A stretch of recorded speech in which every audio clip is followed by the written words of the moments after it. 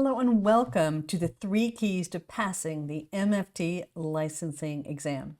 I'm Dr. Diane Gehart, and I am so excited that you are here because you've probably heard some scary stories about the MFT licensing exam, and it certainly can be a difficult exam to pass. But I think the really good news is over the last 4 years, there has been quite a bit of research and a lot more that we understand about this exam.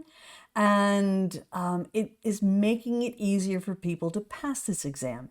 So what we're going to do today is we're going to talk about the 3 keys to passing. We're going to talk about the research that informed kind of understanding what these 3 keys are. Because I think most of us kind of just assume if you're a good therapist, you know the material, you will pass. And I'm telling you, that is certainly not how it has been. There are a couple other keys you need to make to pass this exam besides just content and clinical experience. So let's get to it.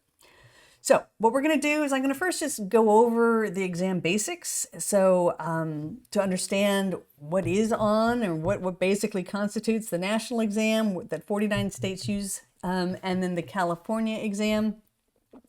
Then we're going to look at the research. Don't worry, there's not too much, but there is enough to really give us some meaningful guidance in the last couple of years to help us understand why some people just really struggle with passing this exam. And then finally, we're going to go over the 3 keys to passing the exam that is based on this research. And then finally, we'll look at your next steps. So first, though, I wanted to share a little bit about my journey to licensure. So I actually got my first license in professional counseling. I got a master's in counseling, a doctorate in family therapy. And then I moved to California and I've been a full-time professor for the last 3 decades practically. And I got my first MFT in California in 1999. And at that point, I kind of thought, well, I've done 2 licensing exams. I'm pretty done. I'll never have to take one again. I wrote textbooks that actually were designed to help people pass their exams. And if you have any of my textbooks, you'll notice they're all organized around key vocabulary words, because that is a key to passing this exam. And then in 2021, I was looking at relocating, and I do still plan to relocate in my retirement to Hawaii. And I learned that Hawaii would not accept my California license. And in fact, they were going to make me take the national MFT exam, which was really shocking as someone who's been a textbook author, who I know I've been told that they use my books to help write these exams and that I was going to have to take this exam. So I'll be honest, at first I was pretty angry. For about 24 hours, I was really upset. And then I realized, you know what? This could be a lot of fun. And I started getting like sentimental and nostalgic for grad school, remembering when I took my first licensing exams, and I started getting excited. And so I decided to do a 8-week study group where people could study with me. And I called the group Laugh Your Way to Licensure, because I thought, oh, wouldn't it be fun to study with your textbook author? And I thought it was hilarious that I had to take this, and let's just make it a fun, joyful rite of passage, which is what it really should be, right? And I'm like, oh, I get to study everything again and reread theories and memorize. And I literally got nostalgic. So I created Laugh Your Way to Licensure, and it was supposed to be a one-time 8-week group. But what happened when I started teaching this course is I was coaching people on actual practice exam questions. We were doing it together, and I started listening to people's stories. And I was talking to these people who, I knew they understood things like strategic therapy and cybernetics. I'm having a conversation with them, but they couldn't pass this exam. They had failed 2, 3, 4, 5 times. And I'm like, so what is going on? Someone who understands the content cannot pass this exam. There's something weird going on here. It was very puzzling to me. And so I was coaching folks, trying to figure out what was the secret recipe for these people who just could not pass. And my class was filled with them. And so as I was sharing my experience with my colleague, Dr. Kevin Linus, he's a professor in the doctoral program at Antioch, New England. he said, well, let's do a research study. And he's a quantitative researcher. I'm not. And we designed, and we were looking at what are the possible variables that could explain why people who understand this exam cannot pass it. So we did 5 standardized measures, including trauma and test anxiety. And we just threw everything we could possibly think of into this research study. And we wrote up our findings that were recently published, and we're going to go over those. And so what I found, though, is through this research, and then also looking in some of the research that came out of social work, and having a linguist chime in, helped us kind of understand what's going on. And so I'm really excited to share all of this with you today. But let's start by going over some exam basics. So first of all, there is a national MFT licensing exam. It is used by 49 states.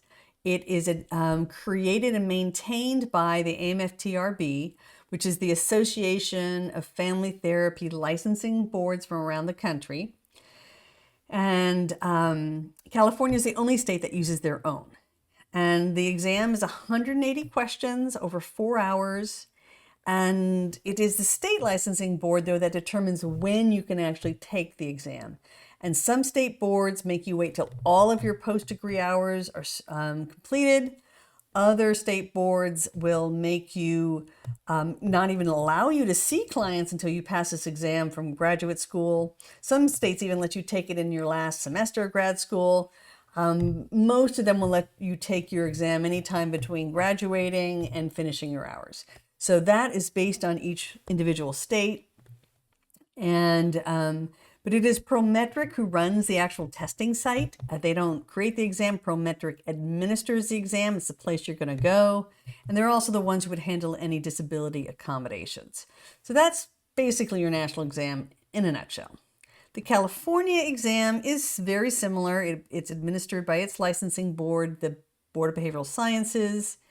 Their structure is 150 questions over 4 hours. And they also have a law and ethics exam that you take in your first year out of graduate school. Many states have this as well. And in California, the licensing exam is taken only after all your hours and educational requirements have been complete. So let's look at the research on MFT exam outcomes. So, very short list of research studies here, and there isn't one that actually looks at someone's clinical ability and passing this exam, just so you know. But the first study we could find was published by Lee in 98, and it collected data from 94 to 96. They did find gender and age disparities with younger candidates and females passing more often. They did not have significant numbers of diverse respondents in their survey to determine if race affected outcomes. Then in 2011, Caldwell and his colleagues did a research study looking specifically at whether or not graduates from COAMFT accredited graduate schools, so those are schools accredited by the Commission of Marriage and Family Therapy Education, overseen by the American Association for Family Therapy, and they found that graduates from these programs did do better. Then in 2025, Kevin and I did a research study with his doctoral students, and our data is collected from 2022. And we looked at a wide number of factors, including demographics, trauma, history, test anxiety, type of education as well. So not a ton of research, but we are going to look at some of the most recent research from my study with Kevin here. There were 270 people completed the surveys, and 78 had passed the exam, 70 had taken the exam once, and 7% had taken the exam 4 or more times. And there are a lot of people who take this exam multiple times. And we did have representatives from 38 states, which is quite good, and 64 had taken the national, 32 California, 4% took both. And they were very similar pass rates, even though they are different exams, similar pass rates. So let's first look at what's unrelated to passing. So the first was sex or gender identity. So this contradicts the research from Lee's study in 98. We found that males and females Non-binary all passed at the same rate. That was not significant.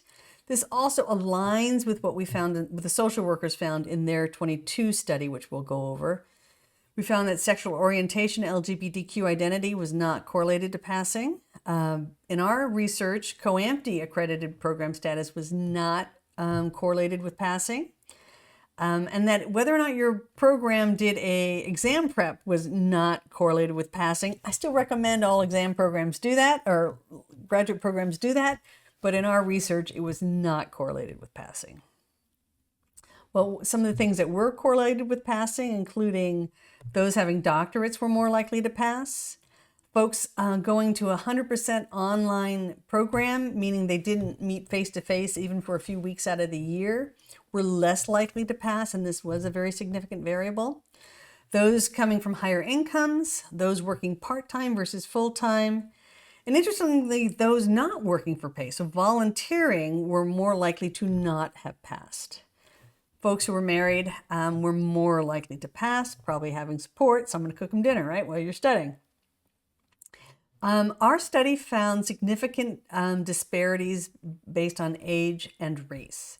So younger folks were more likely to pass, with a significant drop in pass rate starting at age 30, which means cognitive decline does not explain it.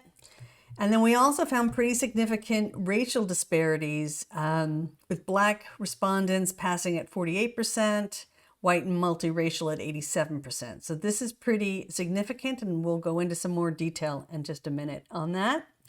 We also found that there were logistical barriers that were significant. Two in particular. One is not having adequate disability accommodation. The other was difficulty with logistics, like getting to the site, finding the site, that sort of thing.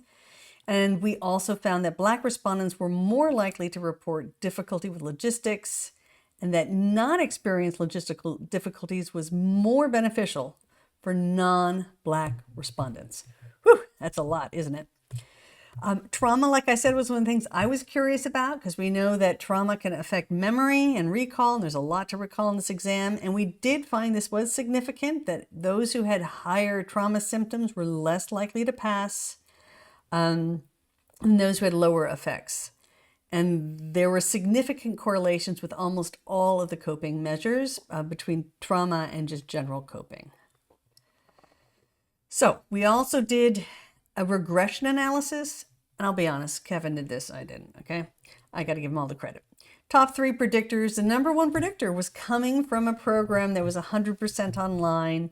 So if you had a residential program meeting for, 2-3 weeks out of the year, you met in person with your instructors and classmates, those folks did similar to someone, as a traditional brick and mortar. But if you're 100% online, that was the top predictor of not passing. The number 2 was inadequate disability accommodations, and number 3 was being Black. And so some of the specific predictors were low income and in attending an online program. And we did find that more Black students went to online programs, and that we found that Black candidates who went to these online programs were less likely to have passed on the exam than non-Black students in online programs. So race was a clear variable that had a lot of significance. And we're going to dissect that a little bit more in a minute, but let's look at some of our other findings here. Was that the rate for Black respondents was virtually identical both on the national and California, and very similar too for non-Black participants. And in analyzing the data that we had from the 270 respondents, the pass rates for Blacks could not be explained by other variables such as having test anxiety, coping strategies, stress levels even, or logistical barriers or difficulties. So we tried to look at, we had a lot of variables, we couldn't figure it out. So the one key consideration, the one variable we found was being Black and going to an online program, 100% online. So we're sitting there trying to make sense of the data that we got. Meanwhile, the ASWB, the Association of Social Work Boards, published their report, and they had very similar findings, eerily similar findings to what we had. So their report, which you can find here on their website, they also found racial and age disparities. And as you're going to see here, they are just parallel exactly to what we found, which is very interesting. So you can see here, looking at the age data, that on both the social work and MFT, that as soon as you hit the 30s, there is a significant drop in pass rates, right? And so what's interesting is when you first hear age disparity, I think we all kind of assumed, and I was kind of thinking when I looked at the data, when people hit their 50s, right, the pass rates would go down, but it started in their 30s. So this is really curious as to what is going on, because age-related decline does not actually explain that. Similarly, when you look at the racial data, we see very similar numbers, with Black passing at 48% in the MFT, social work is 46%. It was the same in California and the national and social work. So this is across 3 distinct licensing exams. We're seeing very parallel findings. And you can see, you know, with each group, it slightly goes up in this order that we have listed here. So again, very curious data. So obviously we want to ask about what's going on here. So in terms of the age disparities, the cognitive decline usually doesn't start at a large scale in the 30s. And so phase of life is probably the best explanation in terms of family, jobs, being out of school longer, more responsibility. And, you know, from the research I've done in my own class with students who, you know, go through my program in Laugh Your Way to Licensure, what I've learned is that most of them who pass on their first attempt, they report studying between 80 and 120 hours. That's a lot of time. And so if you have a full-time job and you've got kids, you know, trying to carve out 10 hours a week over 3 months is a part-time job. I mean, it is a huge time commitment. And I think when you look at this data, it looks like when you're in your 20s, you often maybe still have parental support. You may or may not have a full-time job. And even if you have a full-time job, you don't have the level of responsibility that you would typically see in your 40s, 30s, 40s, or 50s. And you know, less likely to be having children too, statistically speaking. So it's, you know, this, as people become more busy, carving out the time that is truly necessary to study sufficiently to pass this exam becomes harder and harder. And so it's a good thing to know that you probably want to be budgeting. 100 hours, you just want to take this exam once, right? So budget 100 hours of study time. Some of that can be what we call passive study time, where maybe you're listening to it in the car and such. But you're going to need at least 60 hours in front of a computer. It's a huge time commitment. I do recommend people, you know, allow 6 months so that life can happen. You know, it's not quite as stressful when you spread that out. But trying to study 10 hours a week for 3 months is extremely grueling and very difficult to do if you have a lot of other demands on your time. The ethno-racial data was a lot harder to make sense of because you can't just look at the questions and say, oh, that's clearly racist content. You know, there's something in the content. So what is going on all 3 of these exams that would explain the racial disparities?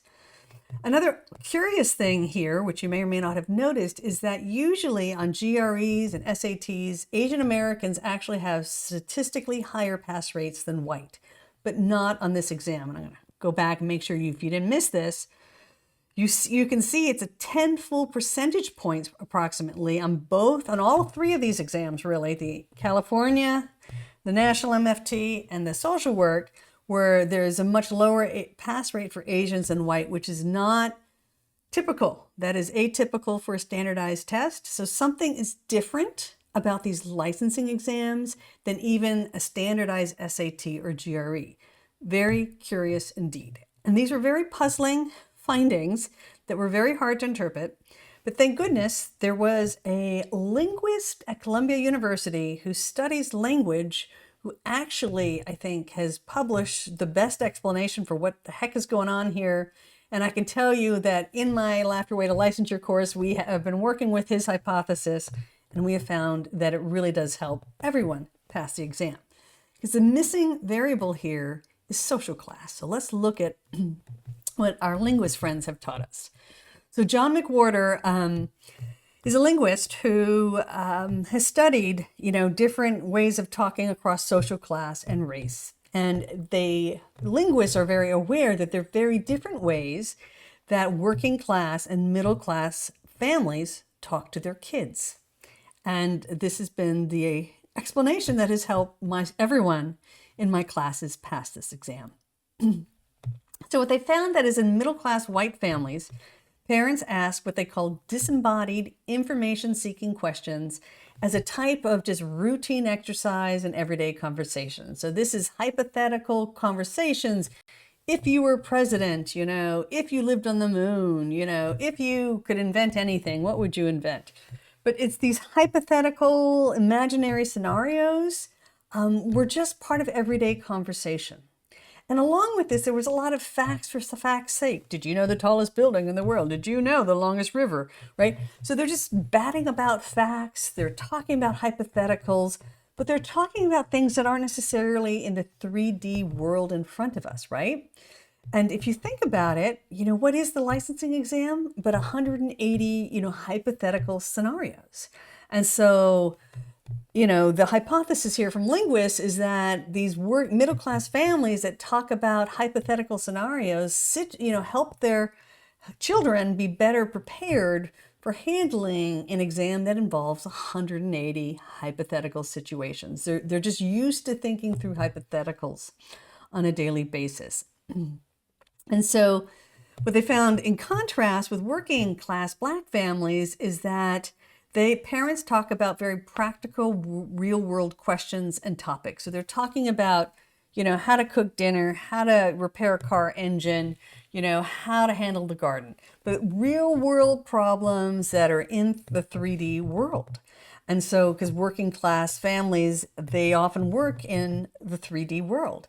And if you think about it, right, even our clinical training is more working class in the sense that we're talking about real world people with real world problems. The hypothetical scenarios are really what we do in the first year of grad school when you're not seeing real clients yet and we have you doing these hypothetical scenarios. But actually most of our training is more like working class Black families than hypotheticals. So this is a really fascinating hypothesis. And as I have been coaching my folks to decode these scenarios in a disembodied information seeking question type of way, I have been able to get folks from working class backgrounds to totally shift how they interpret the question so they're not acting like it's a real client. I always say this is not about what you would do. This is about what the hypothetical cartoon therapist is going to do with the hypothetical cartoon client in this two-dimensional non-real world. So you can't add what happens when you think 3D, you add all of these other extraneous variables that aren't in the vignette. So it's actually a better way to be a therapist because you've always got to think of all those extraneous variables. But if it's not in the vignette, it doesn't exist in this hypothetical world and you shouldn't be thinking about it. So what I've discovered in my years of coaching people is that oftentimes they're ending up at the wrong answer because they're kind of inadvertently, unintentionally adding all of this nuance and subtlety from the real world that does not exist in this hypothetical, disembodied, cartoon world of the vignette. And so that really has been key to getting people to pass this exam, which gets us to the 3 keys to passing, which are knowing the content, mastering exam strategy, and then mastering test anxiety. So let's take each one of these individually. So obviously you need to know the content to pass this exam. Very important. And I think most of us assume that if you know the content, you will pass. I am here to tell you, and I've got hundreds of people who will tell you knowing the content does not guarantee you pass this exam. It is required, but is not sufficient. So, and the biggest chunk of content that you need to know are MFT theories, okay? And especially the classic systemic theories like cybernetics, theories actually on the national exam, not so much the California, but strategic, structural, Bowen, Satir, those classics, right? Even symbolic experiential is often highlighted on that national exam. Many of the people coming through my program didn't they tell me that their universities hardly, talked about these theories, let alone force them to memorize them, right, or understand them. So a lot of people who prepare for licensure are having to go back and learn all of these older theories that are very different than how they might be currently practicing in the field. It's where they spend most of their time studying. Most of us know 2 or 3 of these. You'll need to know 16 for the California and ideally 20 for the national. It's a lot of content to memorize, a lot of theories to understand. It can be fun, but it's a lot, and that is where most of the time goes. You also need to know your DSM, all 144 diagnoses, and the criteria and time lengths and numbers for all these good things. It's a lot to memorize. So hopefully you memorize the DSM in your diagnosis class. Hopefully you had to take a comprehensive exam where you had to memorize it a second time. And then if that's the case, memorizing it for this exam is not too bad. But if you didn't do a lot of memorizing of the DSM, you don't open that book often, it is going to take extra time. And this is where people are saying 80 to 120 hours. And often the DSM is a place where a lot of folks have to really dig in and memorize those for the first time. It's a lot of work. The MFT Code of Ethics, now to be fair, the Code of Ethics is not that hard to memorize, but learning how to apply it is all about the strategy, and that can be a tough one to learn. And then finally, there are a lot of general practice questions around like treatment planning, both general treatment planning and theory specific for the 16 to 20 different theories. Crisis management, how to handle suicide and child abuse, as well as termination, when to end sessions. So, and the national exam also covers research and research findings, research methods, and general, understanding general family processes. So there's a lot of content on these exams to study, which is why my students are telling me they often are studying for 80 to 120 hours. But the key that we have learned over the last several years from the research here is that exam strategy is huge, and you need to have a really good strategy to pass this exam. And when we're talking exam strategy, we're talking about having an ability to really decode the question, understand what they're asking for, and understand how to find that correct answer. And this is where that disembodied information seeking training really makes a difference. And really getting, I call it persnickety, with the words. If you had parents who would kind of torture you as a kid when you'd walk in the kitchen and say, hey, can I have some ice cream tonight for dessert? And hopefully one of your parents was snarky and said something along the lines of, yes, you can have ice cream, but the real question is, may you have ice cream? Because the difference between can and may is a type of language difference you need to pay attention to on this exam, because must is a legal, should is an ethical question, right? May is different than must. So, I've had a lot of people in my classes who've struggled passing the exam, and they often say, I cannot believe they're taking every word literally. I'm like, yeah, they're taking every word 100% literally. You can't just kind of do a general sense of the meaning of the word. And so it does make it a bit more challenging if you didn't grow up in that environment. So having a really clear strategy that reminds you to really pay attention to each word and decode the questions and decipher, the differences between the exam questions is key. And I highly recommend using brain-based. My whole program is we know so much about learning and memorizing these days, but using brain-based methods, like one of the things we know is whatever mental state your brain is in when it encodes information, takes information in, if your brain is in that same state, it's going to be easier to retrieve the information. So I use a mindfulness-based technique where you encode in a mindful state, and so you can retrieve it, because mindfulness is something you can train your brain to go into. And learning things like using multiple parts of your brain to encode. So writing things or typing things down, having those conversations with people. So engaging the information with as many parts of the brain as possible is also really powerful for encoding. I've had so many people skip the part of my program where you're supposed to type out or write out all of the information, And when they do that, they're like, when I write it down, I remember it. I'm like, yep, that's how the brain works. So there are real strategies that can make studying a lot more efficient. The basic overarching approach we teach in this course, I'll go over real quickly, is what we call the TAP method. And so this is a strategy you can use to answer. So the first thing you do when you look at an exam question is to look at the type of question. So that would be something like, is it a general treatment question, a theory-specific question like a Bowen system, Bowen family therapy approach, or a cognitive behavioral family therapy question? Is it an ethics or law question? Is it a crisis management question? Because that prompt, may be about ethics, and you can have a good clinical option in your 4 options to choose from. But even if you would do, let's say answer A is a good clinical thing to do, but if the question is ethically, what should the therapist do? You're going to have to go for the option that really addresses ethics and not clinical intervention. So it's things like this where you can be a good clinician, but if you miss the prompt, you misinterpret what the question's even asking you to do, you can end up with the wrong answer, even though you would know what to do in a real life situation. Totally frustrating. Agree.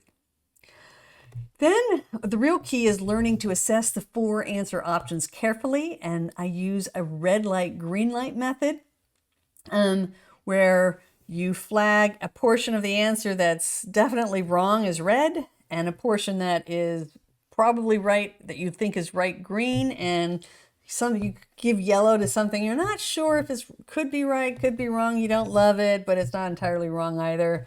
You don't want to toss it out till you see the other options. So we learn how to color code each answer so that we can find our way to the correct one.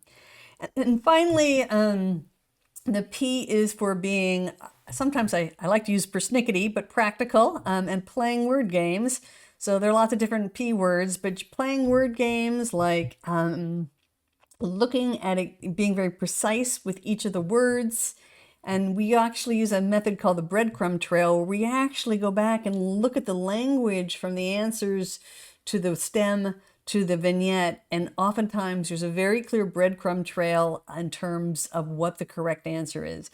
And sometimes it's just as simple as following a metaphor. Like there's a question I once saw that, I was down to 2 possibilities, and one was a little more solution focused, one was a little more narrative.